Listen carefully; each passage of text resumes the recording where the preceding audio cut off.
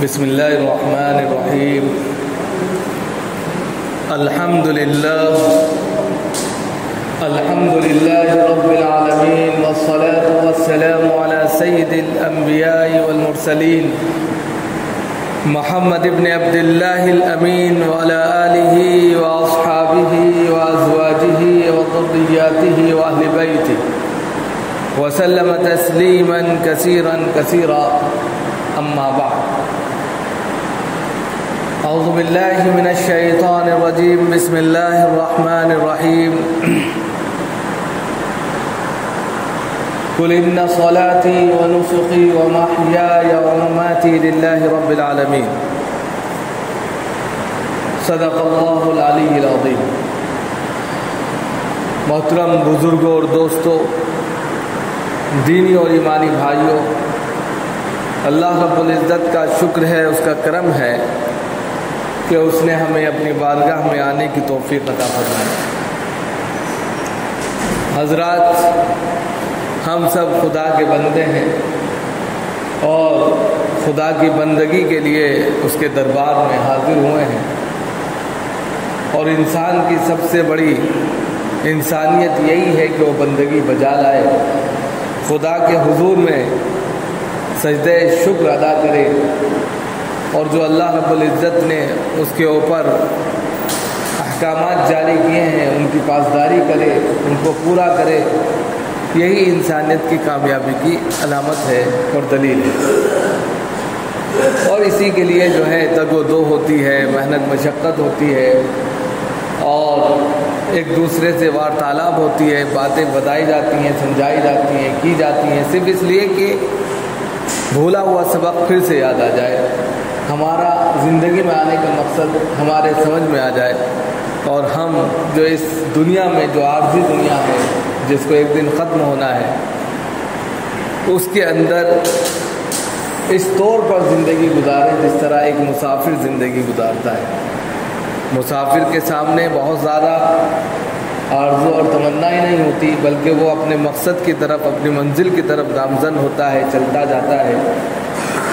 بالکل اسی طریقے سے ہم سب کی زندگی ہونی چاہیے کہ ہماری منزل آخرت ہے، یہ ایک پڑاؤ ہے جہاں ہم کو سفر کرنا ہے. لہذا یہاں دل لگانا یا دل لگی کرنا یہ اچھی بات نہیں ہے، بلکہ ہم کو آگے نکل جانا ہے. اسی میں ہماری کامیابی ہے. یہی سب باتیں بارہا آپ کے سامنے رکھی جاتی ہیں تاکہ اس کے اچھے نتائج برآمد ہو. اور الحمدللہ ایسا نہیں ہے کہ نہیں ہوتے بھی ہیں، بہت سے لوگوں کو فائدہ پہنچتا ہے. یہ اللہ ہی کا کرم ہے اور کچھ نہیں ہے.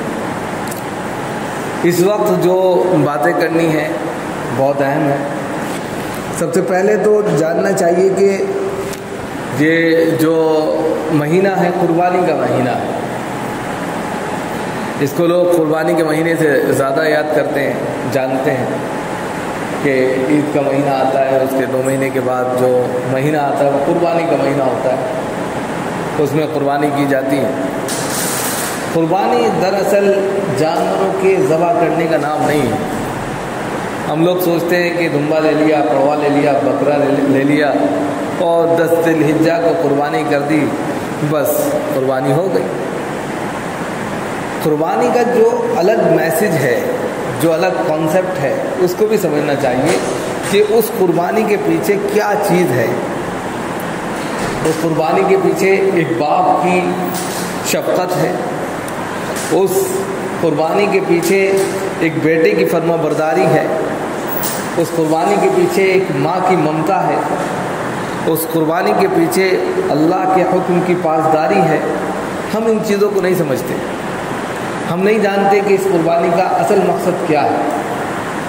بلکہ اگر ہم دیکھیں کہ اس قربانی کا سلسلہ جہاں سے شروع ہوا ہے اور جس نے سب سے پہلے قربانی دی اس نے کن کن چیزوں کی قربانی دی، وہ قربانی کیا تھی؟ صرف جانور کی قربانی نہیں تھی، بلکہ انہوں نے اپنے جذبات کو، احساسات کو قربان کیا. سب سے پہلے انہوں نے اپنے اللہ کی محبت میں دنیا کی تمام دولتوں کو نچھاور کر دیا، کوئی حیثیت نہیں سمجھی.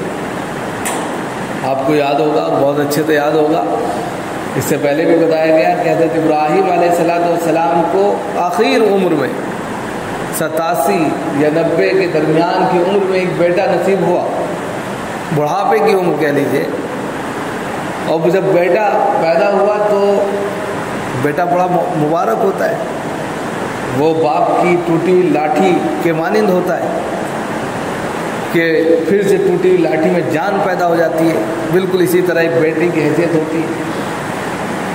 اب ایسے عمر میں جو بالکل ضرورت کی چیز تھی اور اس میں بیٹا آ جائے تو محبت، شفقت اور خود بخود جو ہے رحمت انکلوڈ ہو جاتی ہے۔ بچے کے لیے ان کی جو محبت تھی وہ بہت پاکیزہ تھی، بہت اعلیٰ تھی۔ اللہ نے دیکھا کہ میری محبت میں اور بچے کی محبت آڑ آ گئی، دیکھا کہ میرا خلیل جو تھا، جو مجھ سے محبت کرتا تھا، اب اس محبت میں ایک بیٹا آ گیا ہے، لہذا خلیل کا ایگزام دیا جائے، امتحان دیا جائے۔ تو اسی محبت کو جو سب سے پیارا تھا دنیا کے اندر، کہا کہ ذبح کرو اللہ کے لیے۔ تو بتائیے، اپنے جذبات کو، اپنے احساسات کو، اپنے پیار کو، اپنی محبت کو ذبح کرنے کے لیے کہہ دیا گیا۔ آج کے وقت میں کسی سے کہا جائے ایک تھپڑی لگا کے دکھائیے، حالت خراب ہو جائے، ہاتھ کانپنے لگے۔ وہاں تو چھری چلانی تھی، وہاں چھوٹا موٹا کام نہیں تھا۔ اور پھر بیٹا بھی ویسے ہی فرما بردار کہ انی ارا فی المنام انی اذبحک فانظر ماذا تری، کہ میں نے خواب دیکھا ہے کہ میں تجھے ذبح کر رہا ہوں بیٹا۔ قال یا ابت افعل ما تؤمر ستجدنی ان شاء اللہ من الصابرین۔ بیٹے کا جواب فوراً آیا کہ ابا جان جس کام کا حکم ہوا ہے فوراً کریے، مجھے صابرین میں سے پائیں۔ یہ فرما برداری ہے۔ تو جیسے نبی ہوتے ہیں، جیسے اللہ والے ہوتے ہیں، ان کی اولاد بھی ویسے ہی فرما بردار ہوتی ہے۔ اور نتیجہ یہ ہوا کہ ایک باپ نے جب اپنے بیٹے سے مشورہ کیا، ظلم نہیں کیا، زیادتی نہیں کی، بلکہ مشورہ کیا، تمہارا خیال کیا ہے، تم کیا کہتے ہو؟ اور پھر اس کے بعد جواب ملا کہ میں صابر ہوں، شاکر ہوں، آپ کو جو حکم ہوا کریے آپ، میں کوئی اس کی مخالفت نہیں کروں۔ دونوں لے کر باپ بیٹے چل دیے۔ ماں کی ممتا جوش میں آئی، ارے میرے بیٹے، ماں تو ماں ہوتی ہے، میرے بیٹے کو مار دیا جائے گا، ذبح کر دیا جائے گا۔ شیطان تینوں کو ورغلا رہا ہے، تینوں کے دل میں وسوسے ڈال رہا ہے، لیکن سب کے سب لا حول ولا قوت الا باللہ پڑھ رہے ہیں۔ اس کے بعد مل کر آنکھوں پہ بیٹا کہہ رہا ہے کہ ابا جان آنکھوں پہ پٹی باندھ لیجئے، کہیں میری محبت کی وجہ سے آپ سے چھری نہ چلے۔ اور اس کے بعد اللہ رب العزت کے حضور میں بیٹے کو نچھاور کرتے ہیں، تو اللہ رب العزت کو یہ ادا بڑی پسند آتی ہے۔ قد صدقت الرؤیا انا كذلك نجزي المحسنین وفدیناہ بذبح عظیم۔ ایک دم اللہ کا فرمان جاری ہو گیا کہ ابراہیم علیہ السلام آپ نے اپنا خواب سچ کر دکھایا، اور وفدیناہ بذبح عظیم، ہم اس کے بدلے میں ایک بڑی قربانی آپ کو پیش کرتے ہیں۔ جنت سے ایک دمبا آیا اور اس کو حضرت اسماعیل کی جگہ ذبح کر دیا۔ لیکن یہ عمل جس میں ایک باپ کی شفقت، بیٹے کی فرما برداری، ماں کی ممتا اور تمام چیزوں کو سمیٹے ہوئے یہ قربانی جو تھی، یہ اللہ کو وہ محبوبیت کے دائرے میں لے کر چلی گئی کہ پوری انسانیت کے لیے، رہتی دنیا کے لیے، قیامت تک کے لیے سب پر واجب کر دیا۔ یہ عمل اخلاص پر مبنی تھا، یہ عمل بالکل اللہ کی خوشنودی کے لیے تھا۔ اللہ نے اس کو ایسا قبول کیا کہ آج سینکڑوں سال گزر گئے، سب لوگ قربانی کرتے ہیں۔ یہ اس قربانی کا نتیجہ ہے۔ اب ہم کو بھی ایسی قربانی کرنی ہے، محض جانور کی قربانی مقصود نہ ہو، وہ جذبات، وہ احساسات ہمارے دل میں موجود ہوں کہ آج جو قربانی ہم کر رہے ہیں وہ قربانی صرف قربانی نہیں ہے، بلکہ اس قربانی میں ہم ان تمام جذبات کو بھی قربان کریں گے جو ہماری انا بن جاتے ہیں۔ عام طور پر انسان جو ہے زندگی گزارتا ہے، زندگی میں اتار چڑھاؤ بہت رہتے ہیں، کبھی اس کی بات مانی جاتی ہے، کبھی نہیں مانی جاتی، کبھی حالات اس کے موافق ہوتے ہیں، کبھی نہیں ہوتے۔ اب ایسے میں انسان اگر حالات اس کے موافق نہیں ہیں، ہر چیز اس کے مخالف جا رہی ہے اور وہ غصہ کر بیٹھے تو یہ غلط ہے۔ یہ قربانی کا جو میسج ہے یہ ہمیں یہی سبق دیتا ہے کہ حالات جب تک سازگار نہ ہوں، جب تک آپ کے موافق نہ ہو، قربانی دیجیے۔ حضرت ابراہیم نے قربانی دی، ان کی ماں نے قربانی دی، ان کے بیٹے نے قربانی دی، حالات سازگار ہو گئے تو قربانی کا کانسیپٹ بدل گیا۔ اب ہم کیا کرتے ہیں؟ ہم پہلے مرحلے میں سوچتے ہیں کہ نہیں، قربانی دوسرا دے گا، ہم اس کا فائدہ اٹھائیں۔ نتیجہ کیا ہوتا ہے کہ پھر رستے میں رسی جب الجھتی ہے اور کراسنگ چلتی ہے تو پھر اس سے جذبات بھی بھڑک جاتے ہیں، احساسات کا بھی کہہ سکتے ہیں کہ قتل ہوتا ہے، اور پھر اختلافات کی ندی بہنے لگتی ہے۔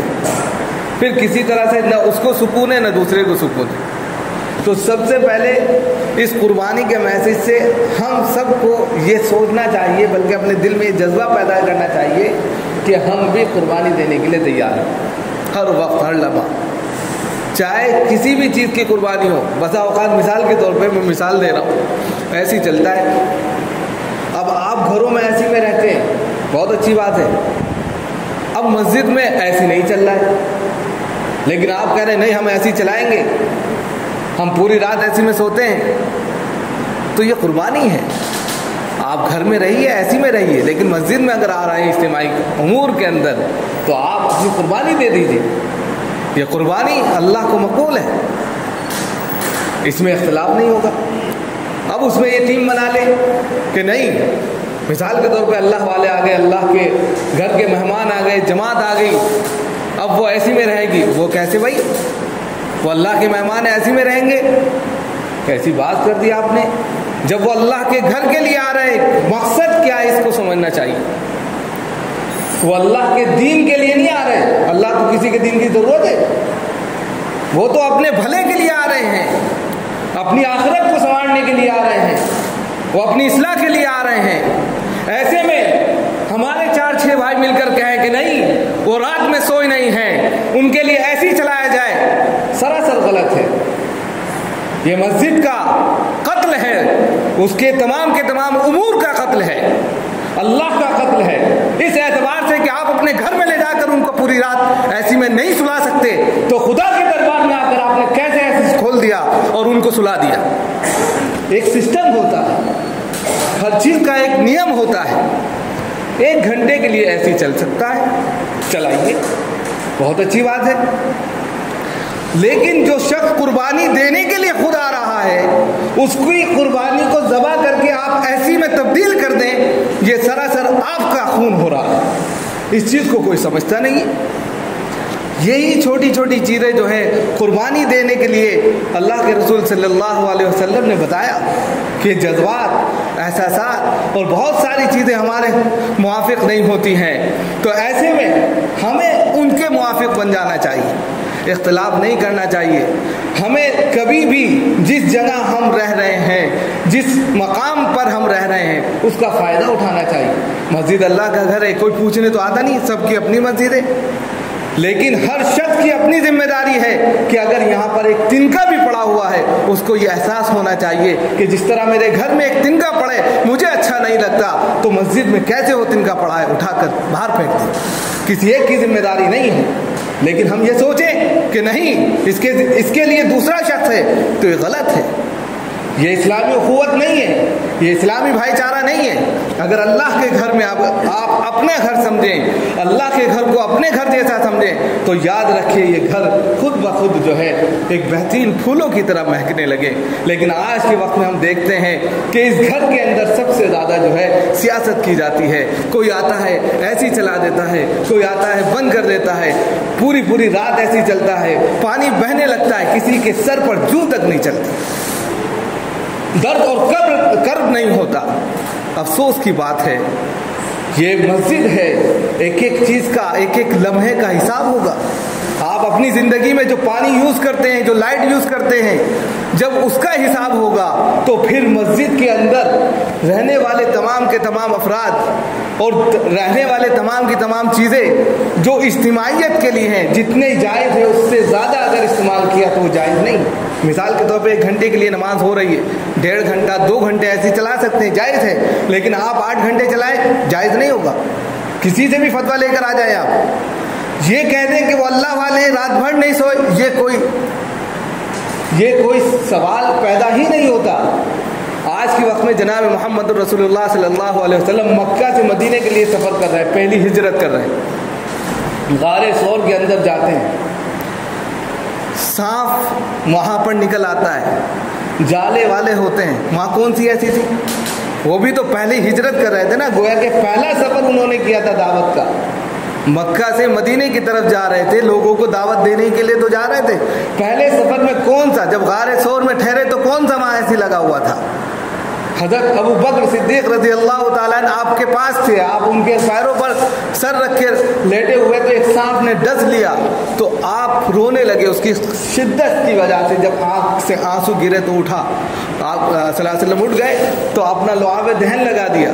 اب آپ بتائیے کہ اس چھوٹی سی کٹیا کے اندر جو غار ثور میں صحیح سے رہ بھی نہیں پا رہے تھے, اگر دشمن اپنے پیروں کو دیکھ لیتے تو وہ آپ صلی اللہ علیہ وسلم کو دیکھ سکتے تھے.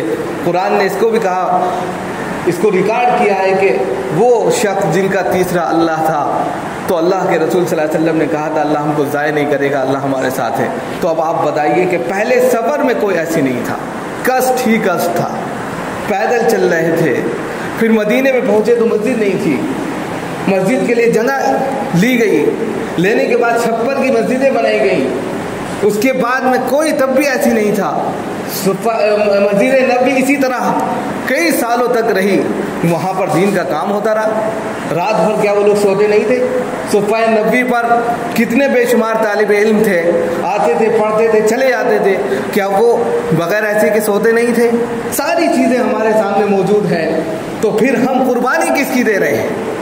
اگر اس دین کی قربانی کو آپ سمجھ رہے ہیں اور یہ قربانی کے کانسیپٹ کو سمجھتے ہیں جس میں حضرت ابراہیم نے اپنے بیٹے کی قربانی دی, حضرت حاجرہ نے اپنے بیٹے کی قربانی دی, اور اس قربانی کو اللہ نے اتنا بہترین محبوب ترین عمل سمجھا کہ پوری دنیا کے لیے اس کو رائج کر دیا, اس کے اندر اخلاص تھا. آج ہمارے اندر اگر دعوت میں اخلاص نہیں ہے, عاجزی نہیں ہے, انکساری نہیں ہے, تو وہ دعوت اثر نہیں کرے گی. دعوت کے اندر عاجزی انکساری ہونی چاہیے. مثال کے طور پہ ایک جگہ بنائی گئی ہے, اس جگہ کو چھوڑ کر آپ صفوں میں کھانا کھانے لگے بیٹھ کر, تو اس کا مطلب یہ ہے کہ آپ امتیاز کھو رہے ہیں, آپ اپنا امتیاز کھوتے جا رہے ہیں. مسجدوں میں صفیں اس لیے بنائی گئی ہیں, ہر شخص اپنے گھر میں نماز پڑھ سکتا تھا. کیوں مسجدیں بنائی گئی؟ صرف اس لیے کہ اجتماعیت باقی رہے, اس لیے کہ اسلام کی جو فوقیت ہے وہ باقی رہے, اس کا نظام باقی رہے. اب ایک نظام بنایا گیا کہ ایک جگہ بنائی گئی ہے, وہاں کھانا بنے گا, کھایا جائے گا. اس کو چھوڑ کر آپ ایسی کی وجہ سے پورے کے پورے پہلی صف میں آ کر کھانا کھانے لگے, کہاں تک جائز ہے؟ جائز نہیں ہوگا, طریقہ خراب ہو گیا ہے. اسی طریقے کی بنیاد پر دوسرے لوگ جو ہے بولے جاتے ہیں, کہے جاتے ہیں, ان کے اندر کوئی نظام نہیں. ایسا نہیں ہے. اب یہ چیزیں آپ کے مخالف جا رہی ہیں, اب ہم کو کیا کرنا ہے؟ قربانی دینی ہے. یہ جو میں باتیں کہہ رہا ہوں بہت سے لوگوں کو اچھی نہیں لگ رہی, میں جانتا ہوں, لیکن اب ہمیں کیا کرنا ہے؟ قربانی دینی ہے.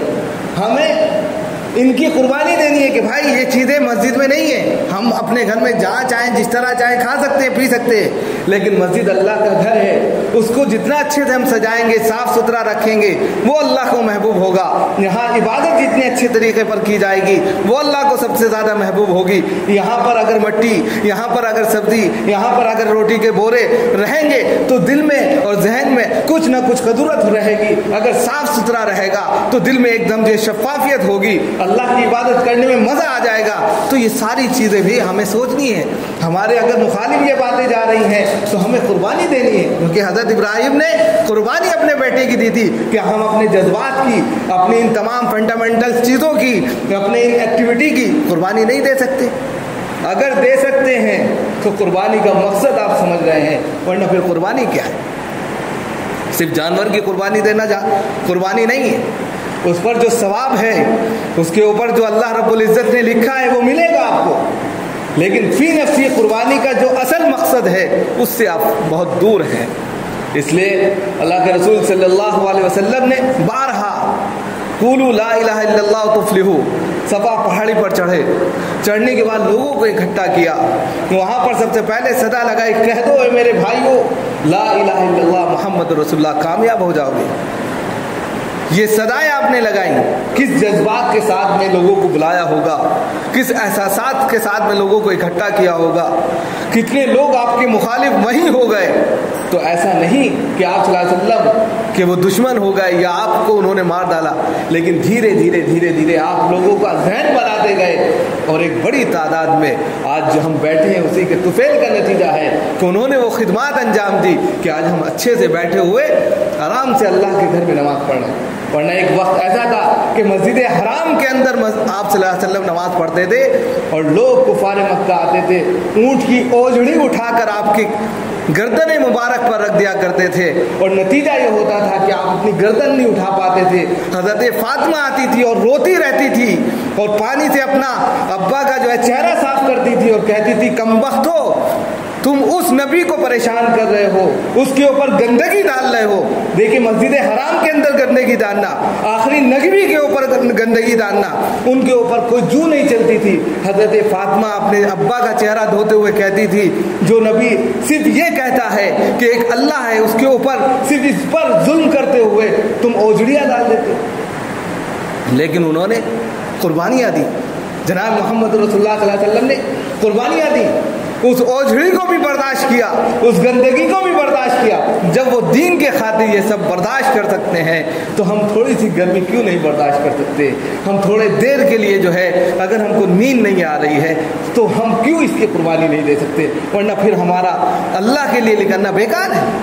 یہ ساری چیزیں سمجھنی چاہیے، اور اسی کو قربانی کے میسج بھی سمجھنا چاہیے۔ ہمارے ہر وہ جذبات جو ہماری قربانی کے لیے تیار ہوں تو سمجھ جائیے وہ قربانی اللہ کے نزدیک مقبول ہے، اور اگر وہ جذبات نہیں ہے بلکہ ہم اختلاف کا شکار ہو جاتے ہیں، لوگوں کی کہنی میں آ کر ہم جو ہے کام کرنے لگتے ہیں، تو پھر سمجھ جائیے کہ آپ اللہ کے نزدیک جو ہے پکڑ کا ذریعہ بن رہے ہیں۔ اللہ سب کی حفاظت فرمائے۔ یہ چند باتیں تھیں جو اہم سمجھی گئی جو آپ کے سامنے رکھ دی ہیں۔ اللہ تعالیٰ ہم سب